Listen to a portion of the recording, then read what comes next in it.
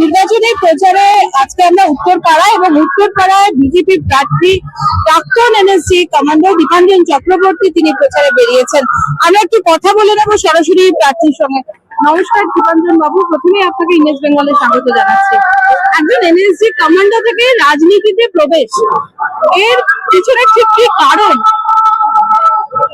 দেখুন, আমি তো দীর্ঘদিন ধরে আমি প্রবাসে ছিলাম, কারণ ঘটনাচক্রে আমি যে কাজগুলো করেছি, ফোর্সের চাকরি বলুন, এজেন্সির চাকরি বলুন, সেগুলো তো আর আমার বাড়ি কল্যাণী, সেখানে থেকে তো সম্ভব নয়। আমি তো জিহাদিকে বলতে পারি না কল্যাণীতে এসে আমি তোমাদের মারি, তারপর আমি বাড়িতে মার কাছে ভাত খাই, মার কাছে ভাত খাই, সম্ভব নয়। ফিরে আসার একটাই কারণ, আপনি যত বড় প্রবাসী থাকুন না কেন, আপনি যেখানে যে পজিশনে থাকুন না কেন, আপনি যদি খবর পান আপনার মা অসুস্থ, আপনি সব ছেড়ে চলে আসেন। আমার বাংলা মা অসুস্থ, ক্যান্সার হয়েছে, ক্যান্সারের নাম তৃণমূল এবং সিপিএম। সেই ক্যান্সারটাকে সমূলে উৎপাদিত করবো বলে করেছি এবং উৎপাদিত করবো। আপনার কি মনে হয় যে যে কথা আপনি বললেন বাংলার মা অসুস্থ, এই অসুস্থতা সত্যি সমূলে বিনাশ সম্ভব আপনার মনে হয়? সমূলে বিনাশ সম্ভব সেটা কি আপনার মনে হয়? মানে আপনারা পারবেন সেটা? পৃথিবীতে অসম্ভব বলে কিছু হয় না। এই ভারতীয় জনতা পার্টি বিহারের চরিত্র বদলে দিয়েছে, এই ভারতীয় জনতা পার্টি উত্তরপ্রদেশের চরিত্র বদলে দিয়েছে। আপনারা রবিজির কথা বলেন, গোলবাজার বাবার কথা বলেন, উত্তরপ্রদেশ বদলাতে পারলে, বিহার বদলাতে পারলে, আসাম বদলাতে পারলে, পশ্চিমবঙ্গ কেন, সারা ভারতবর্ষ বদলে গেছে বাংলা ছাড়া। ক্যান্সার এখান থেকে আমরা সমূলে উৎপাদিত, কোনো সম্ভব। আপনি যে কেন্দ্র থেকে নির্বাচনে প্রতিদ্বন্দ্বিতা করছেন, এর আগে তৃণমূল কংগ্রেসের কেন্দ্রে জয়লাভ করেছিল। উত্তরপাড়া ঘুরে দেখছেন 5 বছরে এই কেন্দ্রের যে সমস্যাগুলো, সেই সমস্যাগুলো আপনি কি কি চোখে পড়ছে? না দেখুন, আমি অনেকদিন ধরে তো ঘুরে যাচ্ছি, অলিতে গলিতে ঘুরছি।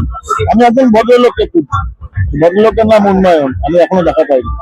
একটু বৃষ্টি হলে কোন্নগরের মতো একটা জায়গা, যেটা গর্ব হুগলি জেলার বাংলা, কোন্নগরের অলিতে গলিতে হাঁটু জল, পচা পাক নর্দমার জল উঠছে, বাড়িতে ঢুকছে। কোনো ভেতরে ওয়ার্ডের ভেতরে স্ট্রিট লাইট নেই, রাস্তা অন্ধকার। মানুষ অসুস্থ হলে তো বাইরে যেতে পারবে না। আমি ঝিলপাড় বলে একটি জায়গা আছে আমার কনস্টিটিউয়েন্সির ভেতরে, প্রায় 2-2.5 কিলোমিটার আমি হেঁটে ভেতরে গ্রামে গেছিলাম, 500-550 লোক থাকে। সেখানে একটা অটো টোটো যাওয়ার রাস্তা নেই। কেউ অসুস্থ হলে, হার্ট অ্যাটাক হলে, বয়স্ক লোক, সে একটু হেঁটে রাস্তা অব্দি আসবে। কি করেছে বামফ্রন্ট 34 বছর, কি করেছে তৃণমূল 15 বছর? এর জবাব দরকার, এই পরিবর্তন দরকার, সেটা আমরা করছি। মানুষকে কি কি প্রতিশ্রুতি দেবেন? দেখুন, প্রতিশ্রুতি তো আমাদের প্রধানমন্ত্রী নরেন্দ্র মোদী দিয়েছেন, কালকে ঘোষণাপত্র বেরিয়েছেন অমিত শাহ। এর বাইরে যদি বলেন, আমার সব থেকে বড় যেটা প্রায়োরিটি, প্রথম উত্তরপাড়া আইন শৃঙ্খলা। উত্তরপাড়ার একটা সিঙ্গল মাছের দোকান বা ফুটপাতে যারা সবজি বিক্রি করছে, তাদের জন্য একটা টাকা কোনোদিন হপ্তা না দিতে হয়। প্রতিদিন 150 টাকা করে হপ্তা দিতে হয়। ভাবতে পারেন, তার হয়তো সবজি বিক্রি করে তার দিনে ইনকামিং 250 টাকা 300 টাকা, তার মধ্যে 150 টাকা হপ্তা দিতে হয়, তাকে হাতটা ভেঙে দেবে। এটা বদলাতে হয়। পশ্চিমবঙ্গের মানুষ জানেন যে বাংলার মুখ্যমন্ত্রী বলেছেন, মেয়েরা 8টার পর, রাত 8টার পর বাইরে বেরোলে তাদের গ্যারান্টি নেই। আমি উত্তরপাড়ার সমগ্র বিধানসভার প্রতিটি মেয়ে, বোন, মা, তাদের একটাই প্রতিশ্রুতি দেব, আমি যদি ক্ষমতায় আসি, বিধায়ক হই, আপনারা যদি আশীর্বাদ করেন, পশ্চিমবঙ্গে বিজেপি সরকার আসে, পুরো রাত কোনো মেয়ে যদি উত্তরপাড়ার রাস্তায় ঘোরে, সেই অফিস থেকে ফিরছে, স্কুল থেকে ফিরছে, কলেজ থেকে ফিরছে, তার সম্পূর্ণ দায়িত্ব আমার। এটা বদলাতে হবে। রাত্রেবেলা মেয়েরা বাড়ি থেকে বেরোতে ভয় পায়। উত্তরপাড়ার শুধু নয়, কোন্নগর এই হিন্দমোটরে, যে হিন্দুস্তান মোটরস পূর্ব ভারতের গর্ব ছিল, এখন ভগ্ন স্তূপ। শিয়াল ঘুরে বেড়ায়, আমি নিজে গিয়ে দেখেছি।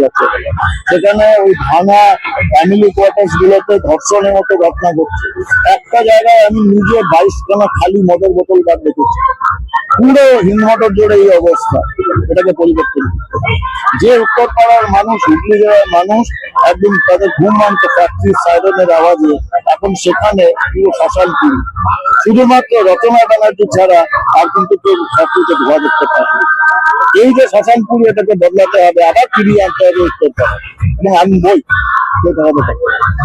তৃণমূল কংগ্রেসের যে লক্ষ্মীর ভান্ডার বা ভাতা প্রকল্প, সেটা কি তৃণমূল কংগ্রেসকে এক্সট্রা সুবিধা পাইয়ে দিচ্ছে শাসক দলে জয়লাভের জন্য? দেখুন, আমাদের তো ডেভেলপমেন্টের কোনো জায়গা নেই। আমরা তো বলেছি ঘোষণায় রয়েছে আমরা 3,000 টাকা করে দেবো।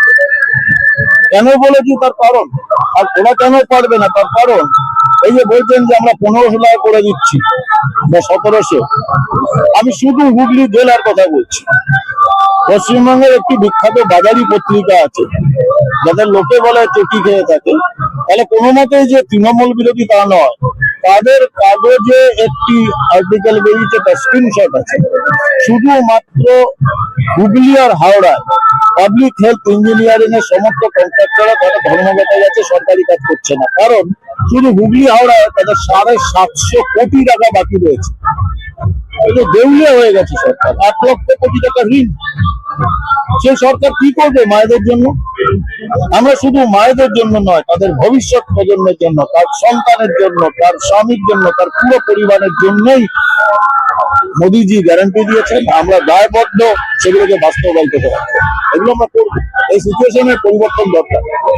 অভিষেক বন্দ্যোপাধ্যায় আজকে একটি সভা থেকে বলেছেন যে তৃণমূল কংগ্রেস হচ্ছে লাইফ টাইম ওয়ারেন্টি আর বিজেপি সরকার হচ্ছে নো ওয়ারেন্টি। আপনি কি বলবেন, কি প্রতিক্রিয়া দেবেন? আমি কোনো ব্যক্তির বিরুদ্ধে কিছু বলবো না। এবার এই গ্যারান্টি ওয়ারেন্টির কথা বলছেন, যে বাংলার মানুষ সিদ্ধান্ত নেবেন। আমরাও বাংলার মানুষের কাছে পৌঁছাচ্ছি আমাদের কি পরিকল্পনা প্রকল্প নিয়ে, কিভাবে বাস্তবায়িত করবো। কোথাও যাচ্ছেন, বাংলার মানুষ সিদ্ধান্ত নেবে। বাংলার মানুষের উপর ভরসা আছে। উত্তরপাড়া বিধানসভার মানুষ অত্যন্ত শিক্ষিত মানুষ। বাংলার অন্যতম সব থেকে বেশি শিক্ষিত কালচার বিধানসভা হচ্ছে উত্তরপাড়া। আমি প্রতিদ্বন্দ্বী এখানে হতে পেরেছি, নির্বাচনে প্রার্থী হতে পেরেছি, তার জন্য আমি গর্বিত। আমি ওদের উপর ভরসা রাখি। ওরা আমার বা আপনি যার নাম নিলেন, আমাদের থেকে বেশি বিবেচনা বুদ্ধি আছে, নিজেদের ভালো বুঝবেন। গণতান্ত্রিক পরিবেশ সুরক্ষিত রাখতে হবে, ভোট অধিকার সবাই প্রয়োগ করতে হবে, সেটাও আমাদের দেখার দায়িত্ব। নির্বাচন কমিশন দেখছে, পরিবর্তন হবে।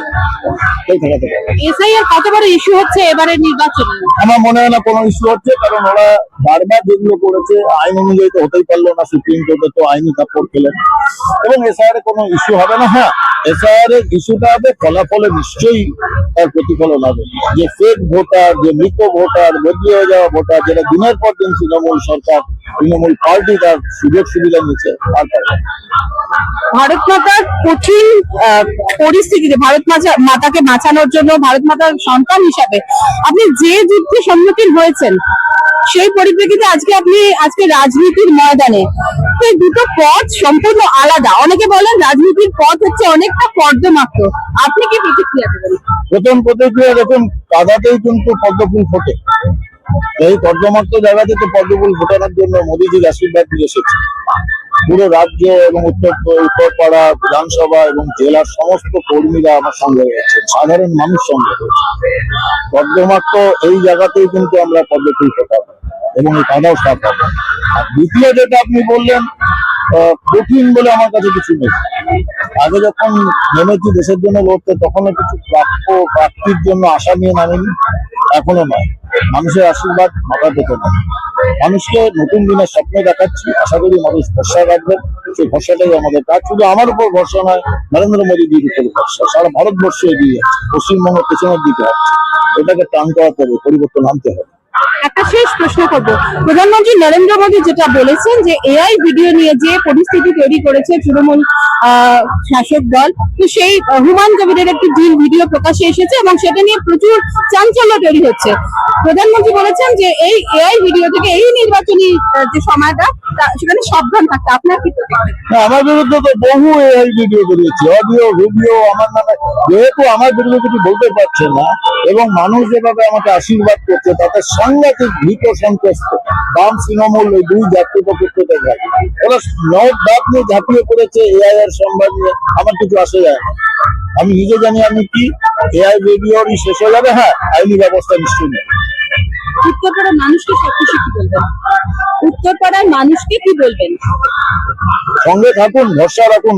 আমি কাঞ্চন মল্লিক নই, করে দেখাবো। এটা আমার প্রতিশ্রুতি, এবং ফলাফল যাই হোক না কেন উত্তরপাড়া ছেড়ে যাবো না। আমার বাড়ি কল্যাণী, গঙ্গাপুরী, জন্ম কর্ম সব। আমার একদিনের এক মুহূর্তের জন্য মনে হয় না যে আমি উত্তরপাড়ায় কল্যাণী থেকে এসেছি, গঙ্গাপুর। এটা আমারও যায়, এবং এটা বাংলা মায়েরই অংশ, ছেড়ে যাবো না, নিশ্চিন্ত থাকতে পারি। পরিবর্তন না উন্নয়ন, এই মুহূর্তে কোনটা সবচেয়ে বেশি জরুরি? কেন উন্নয়ন না হলে পরিবর্তন সম্ভব না। পরিবর্তন তো একটা ফ্ল্যাগ চেঞ্জ করে দেওয়া হয়, পরিবর্তন মানে হচ্ছে আমূল পরিবর্তন। তার জন্য উন্নয়নটা আনতেই হবে। উন্নয়ন নেই আমরা বিশ্বাস করি, উন্নয়ন করে দেখো।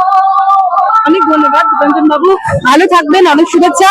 আমরা কথা বললাম বিজেপি প্রার্থী এবং প্রাক্তন এনএসজি কমান্ডো দীপাঞ্জন চক্রবর্তীর সাথে, এবং এই মুহূর্তে তিনি যেটা বললেন সেই কথা আপনাদেরকে শোনালাম। বাকিটা উত্তরপাড়ার মানুষ কি বলে সেটাই এখন দেখা, তার জন্য আমাদের নির্বাচন পর্যন্ত অপেক্ষা করতে হবে। ক্যামেরা অজিত দাসের সঙ্গে সাথী নিয়োগিত রিপোর্ট, ইমেজ বেঙ্গল, উত্তরপাড়া।